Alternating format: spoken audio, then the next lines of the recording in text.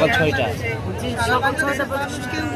যখন শুনতে পেরেছেন তখন আসলে নিজের কাছে কেমন লেগেছে? আমাদের কাছে ওইটা বলার ভাষাই নেই। আমি রিক্সায় উঠতে পারি না, বাইরেও হইতে পারি না। আমি যে রেডি হব আমি সেটাও হইতে পারতেছি না। আমার হাত পা কাঁপতেছে, হাত পা ভাঙিয়ে আসতেছে। যে এতদিন যার জন্য কষ্ট করলাম তাকে এই দুনিয়ার থেকে নিয়ে গেল, এটা বলার ভাষা আমাদের কাছে নাই ভাই। আমাদের মা, আমার আমার কতটা কষ্ট লাগতেছে। আমার মনে হয় না আমার গর্ভধারিণী মার জন্য, কিন্তু এই মার জন্য যে কষ্ট লাগতেছে, আমি বুদ্ধি হয়ে তাকে আমি ভালোবাসি। তার আমি বুদ্ধি হইতেই আমি তার এই দলের জন্য আমি এত বছর দৌড়াইছি। তার এই চলে যাওয়াটা আসলে মানে কতটা মেনে নিতে পারতেছি না।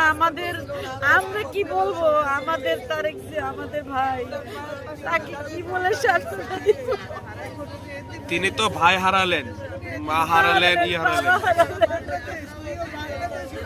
আমিও ভাই মা বাবা হারানো মনে করছিলাম, এটি আমাদের মা বাবা ভাই আছে বেঁচে, কিন্তু তাকেও হারালাম। এটাও আমি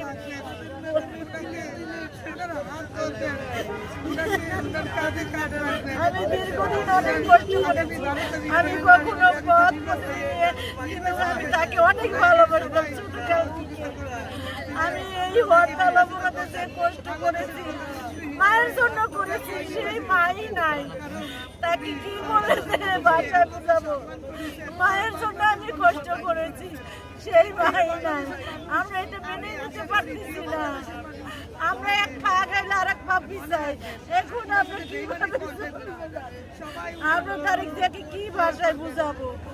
এই স্বৈরাচার হাসিনা যে অত্যাচার করেছে আমাদের মায়ের, আমাদের ম্যাডামের জন্য, আর কি বুঝাবো? যাকে এক কাপড়ে বের করে দিয়েছে, আমাদের মা চিকিৎসার জন্য আমাদের মাকে বের করে নেয়, যেতে দেয় নাই বিদেশে। সে তো দেশে নাই, এখন সে দেখুক মানুষ যে কত ক্ষতিগ্রস্ত হয়।